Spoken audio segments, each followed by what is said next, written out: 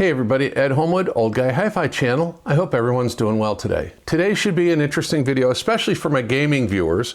We're going to take a look at the Fosi Audio K7, kind of all-in-one gaming desktop hub. So sit back, relax, and we'll get going on this review.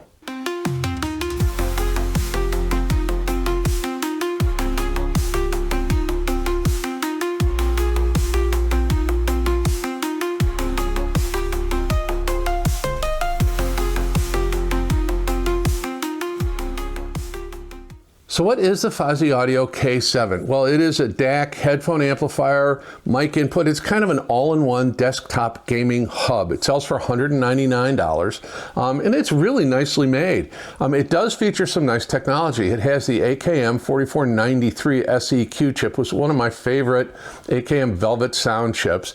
It will do USB 32-bit 384 and SPDIF 24192, which is all SPDIF can ever do. It does use an XMOS XU208 chip, and that's primarily done for USB processing, oversampling, things like that. It does use a Qualcomm QCC3031 Bluetooth chip, which gives you all the codecs that you're going to want. 5.0 SBC, AAC, aptX HD, aptX LL. Interesting. So it also has a Texas Instruments TPA 1620 amplifier chip and uses Texas Instruments OPA 1612 op amps. I'll put some specifications up here, but the general ones are any headphone from 16 ohms to 300. On the balanced output, it will do 2100 milliwatts at 32 ohms. On the single-ended 3.5 millimeter, it'll do 600 milliwatts at 32 ohms. Frequency response is 20 to 20,000. So we're going to take a look at the top. I'm going to show you the menu real quick. We're going to take a look at the front panel, although there's not much there. And then we're going to take a look at the back panel. And then I'll come back and tell you how I tested it, some of the music I used, and give you my final thoughts. Well, we're looking at a zoomed in image of the K7 top panel.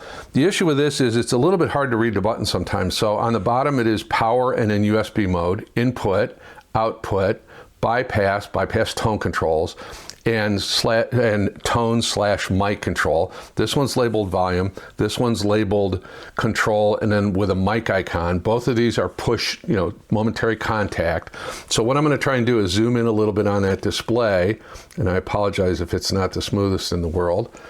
It is a little bit hard to read. So right now you can see that up in the upper left-hand corner it says treble. That was the last tone setting I was in. And then it says USB 1, and you'll notice it shows a little mic icon with a line through it. There's no mic connected, and it shows our output as headphones. Now, if I touch this knob on the right, touch it once, you'll notice the microphone icon went away. So it's controlling whether or not I want access to the mic. So down here we've got sample rate and our input on USB. Now, if I touch the power button, which is also labeled UAC, you'll see it change to 2.0 and the mic icon goes away. The mic is only available in USB 1.0. Now, if I touch the input, it'll show obviously Bluetooth, it'll want a pair, optical in, coax in, back to USB. Output would be either headphone or it looks like a little RCA cable, line out. Bypasses our treble controls, so we can do that. So I'm going to go back here to the UAC 1 just to show you something else. Now in the tone controls, I rotate the large knob here, and you can see I can adjust tone control, bass. I can adjust the mic level, or treble. So treble, bass, mic level, or if I touch the big button, we come back to the main menu. So that's all the buttons and functions. Oh, by the way, I forgot to mention, it does have a obviously visual volume display. Well, that's the top of the K7. Let's look at the front panel, look at the back panel, and then I'll tell you what I think of it. So real quick on the front, we've got a 4.4 millimeter Pentagon balanced output for headphones. We've got a regular standard 3.5 millimeter out for headphones, and we've got a microphone input. And that's it on the front panel. Let's look at the back. Well, pretty straightforward layout on the back. Line out, Bluetooth antenna, SPDIF coax in, SPDIF Toslink in, USB in, and 12 volt DC in. Well, as you can see from looking at the unit, it's really well constructed. I mean, it's an all aluminum chassis. It seriously is. I did try to open it. There was no point in doing it. I took the bottom off and it just showed the back of the PC board, so there's really nothing there. But one thing that I did find interesting was you can upgrade the XMOS firmware should you need to, should there be an upgrade, and you do it via the USB Type-C, and there's instructions in the manual on how to do all of that. So I kind of like this item in that it's an all-in-one. You've got your mic input. Now, in the box, it comes with a little adapter that is a 3.5 millimeter in for headset with a built-in mic, and then it's got an output for the headset itself, and then a special output for the mic that goes into the front panel here. So that is included. It also includes a USB-A to USB-C, but the USB-A end can duplicate. Let me get it apart as USB-C, so it's got both adapters on it. I hope you can see that. And then obviously a 12 volt, 2 amp power supply. I think this unit's pretty nice. It sounded really good. It does have that AKM chipset, that Velvet Sound 4493 SEQ that I really do like. I think they just have a really good, smooth, detailed sound to them. The amp chip seems plenty powerful, drove all the headphones, and I'll talk about that in a second. And I just think because it is everything in one spot, well made, well connected for your gamers, it's going to be super easy. You can adjust your mic levels, you can, adjust it to match your gaming console if you're going to use it with a console or with your PC. I just think from a connectivity standpoint, it's really good. I think from a sound quality standpoint, it's really good. And I just think for a value for money and durability, I think it's really good, that all aluminum chassis. So let's do this. Let me tell you a little bit about some of the music I used, and then I'll just give you my final thoughts. So for this review, I used a playlist supplied by a viewer. It's called GB's Headphone List. There'll be a link in the video description. So Gordon, thank you for sharing your music. The first track is from Future Islands. It's called Back in the Tall Grass. It's off their 2014 album called Singles.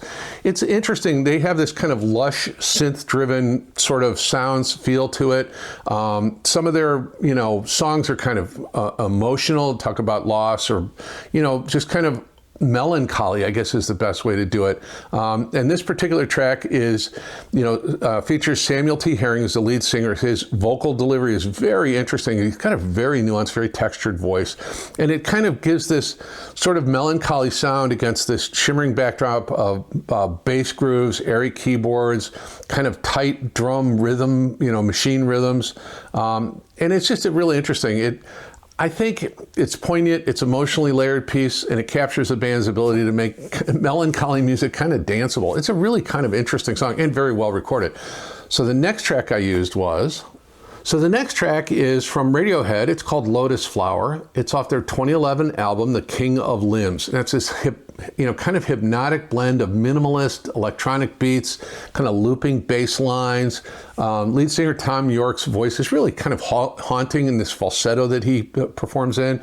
So it creates this kind of atmosphere of this sort of otherworldly feeling for it, I guess. The track explores themes of desire and freedom and transformation.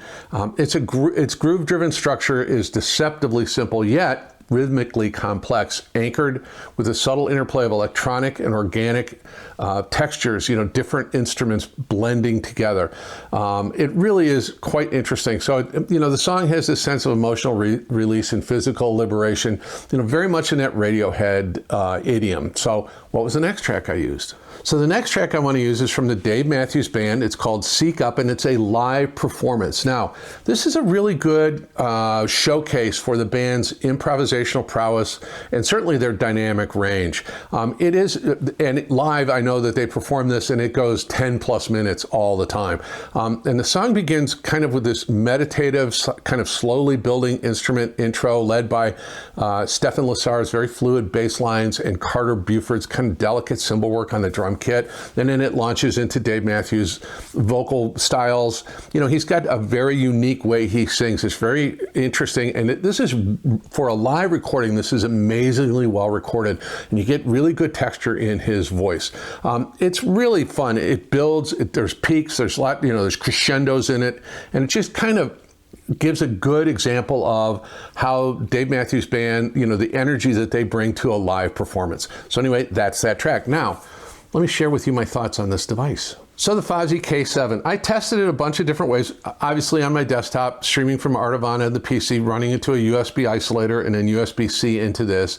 I did test the Bluetooth with my phone and it connected fine and sounded okay. For headphones, primarily I used the FIO FT1s and the Sennheiser Massdrop 6XX. I use the FT1s because, again, a $150 headphone. It's a very, very good headphone. It's a sealed back dynamic headphone, and it sounded really good. And this had plenty of power to drive it without any issue whatsoever. Now, I use the Sennheiser Massdrop 6XX because it has a real good mid-range. Doesn't do a ton of bass, doesn't do a ton on the high end, although it's very pleasing. But it's a real good kind of look into the mid-range, and with the vocals we have from all of these songs, I wanted to be able to kind of listen in for the voices, and it delivered really good. I think this thing performs quite well. And now I'm not a gamer, so I wasn't able to use a lot of the gaming functions like the mic levels and the mic inputs and things like that. I did test the bass and treble, and it worked, and it was okay if you want bass and treble. The nice thing is it's got it if you need it. And I used it as a preamp to run into a couple of amplifiers, Fosi V3 monos. And it worked well as a preamplifier. For me on my desktop, the challenge I have is it is a top-loaded device, right? Because everything sits on my sound solver rack, so I just see this part of it. The other issue I have is the labels are printed so faintly that it's very difficult to read, especially, you'll see here, you get a little glare on it and it becomes next to impossible to read. That would be the only change. Make the labeling a little brighter white so it stands out more. Make the labeling a little larger, or actually label the buttons directly. So anyway, that's it. I thought from a performance standpoint, it performed quite well. It's got that AKM chipset I like so much. I thought it sounded very good. It sounded really good with the FIO FT1s. Just overall, a nice, very compact, very comprehensive kind of all-in-one desktop hub. So it gets a recommendation for me, the Fosi K7. Well, hopefully the video would get a recommendation from you. Hopefully you'd be willing to give me your like and your subscription. Thank you so much to my members, subscribers, and viewers. Guys, you're wonderful. Thanks. There will be, full disclosure, there will be an affiliate link for this unit in the pinned comment and in the video description.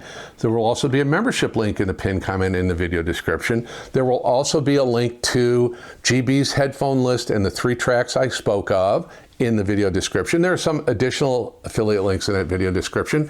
There's also a link to the Community Post playlist, and I've added a bunch of stuff to it, and I will add this to that. And I think that's that. Check it out. There's some great music there. Please comment. Let me know what you think.